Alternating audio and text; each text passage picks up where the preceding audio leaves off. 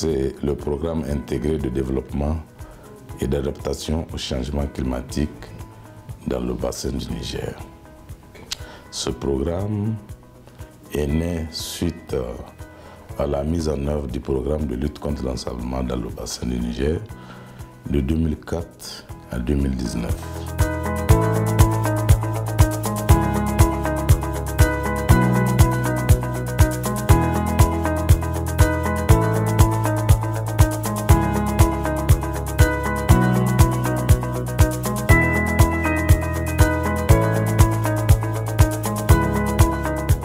La mise en œuvre de PIDAC a été justifiée en réalité par la situation dans le Sahel de façon générale et aussi au niveau des bassins. Et il était tellement indispensable qu'avec l'orientation mondiale vers le soutien et l'appui aux projets innovateurs, surtout au niveau du changement climatique, pour stopper plus ou moins l'évolution de ces changements négatifs, l'ABM s'est porté candidat avec l'appui des pays. Et de telle sorte que c'est la première fois qu'il y ait un projet régional dont les 9 pays sont bénéficiaires. Le programme PIDAC regroupe 9 projets pays et un projet régional. Et donc au total, nous avons 10 projets. C'est ça qui constitue le programme PIDAC. D'accord. Et ce programme permet d'assurer la synergie dans la mise en œuvre et qu'il s'articule autour de 3 composantes essentielles, à savoir le développement de la résilience des écosystèmes et des ressources naturelles et le développement de la résilience des populations et du bassin. Et nous avons une 3e composante qui porte sur la gestion globale du programme.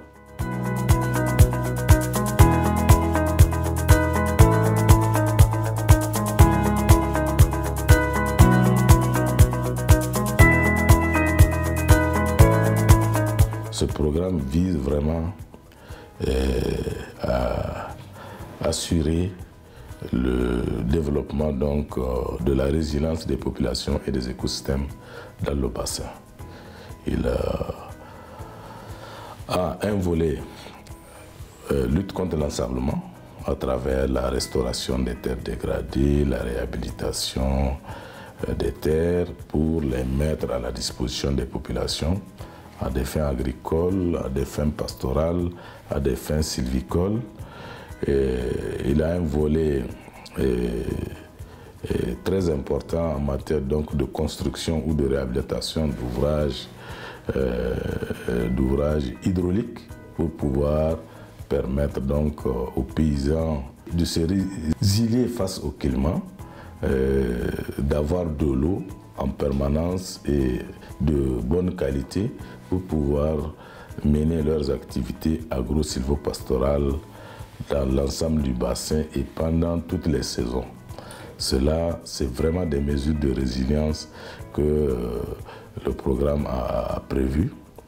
Donc, en termes aussi d'outils, le programme a prévu des renforcements des capacités, l'élaboration des guides pratiques pour profit des populations, pour pouvoir en tout cas maîtriser les phénomènes liés à la disponibilité ou à l'absence de l'eau.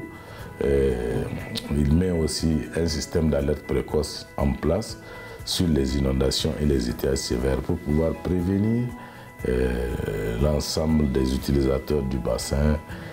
Si dans un mois ou dans 2 semaines, il va y avoir des inondations pour qu'ils puissent s'organiser. Et ce programme est un programme majeur, financé à hauteur de 132 milliards de francs CFA. Les sources, les bailleurs de fonds donc, qui financent ce programme sont très nombreux. Le chef de file, c'est la Banque africaine de développement. À la Banque africaine de développement se sont adjoints le Fonds vert pour le climat, le Fonds pour l'environnement mondial, le FAD, c'est-à-dire le Fonds africain de développement, l'Union européenne, la coopération financière allemande, même l'Union africaine et d'autres structures qui interviennent dans certains pays.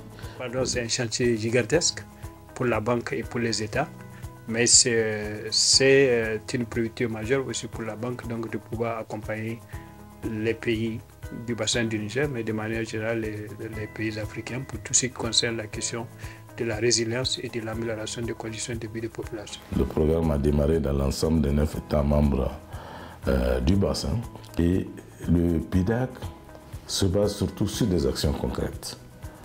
C'est là pratiquement 90% du financement vont vers les investissements concrets au profit des populations à travers la mise en œuvre de projets, de sous-projets, de construction d'ouvrages et aussi le développement des chaînes de valeur agricoles et ainsi que le développement de l'agriculture intelligente face au climat.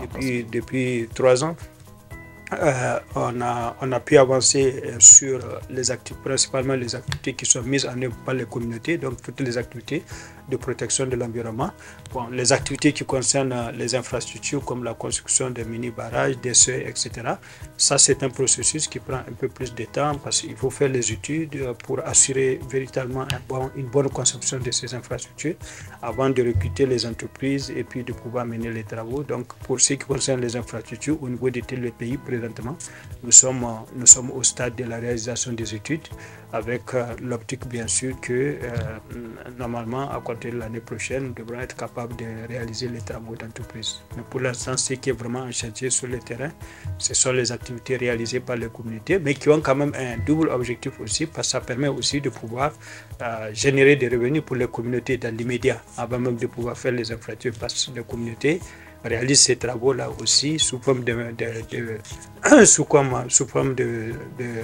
cash for work, donc ça génère des revenus pour les communautés en plus des bénéfices que ces activités vont apporter aux communautés. Au niveau de la Guinée, nous avons la première composante qui porte sur la protection des écosystèmes. La deuxième composante porte sur la résilience des écosystèmes et des populations du bassin. Et la troisième composante vise à la gestion du programme. Ce programme, le coût de ce programme en Guinée est environ 39 millions de dollars.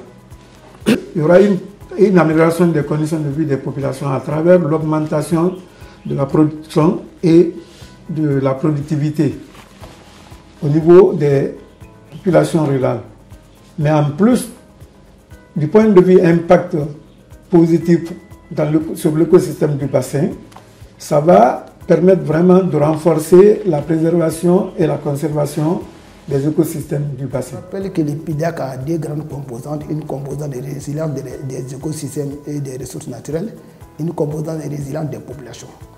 De nos jours, dans le cadre des écosystèmes, nous avons eu à signer 74 conventions avec des comités villageois de développement dans les régions de Gao et de Tombouctou pour fixer les dunes.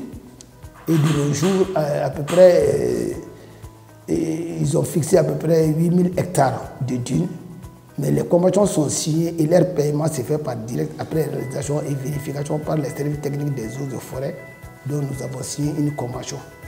De même, dans la région de Koulikoro, nous avons sur 6 régions qui sont Koulikoro, Sikasso, Sego, Mopti, Gao et Tombouctou.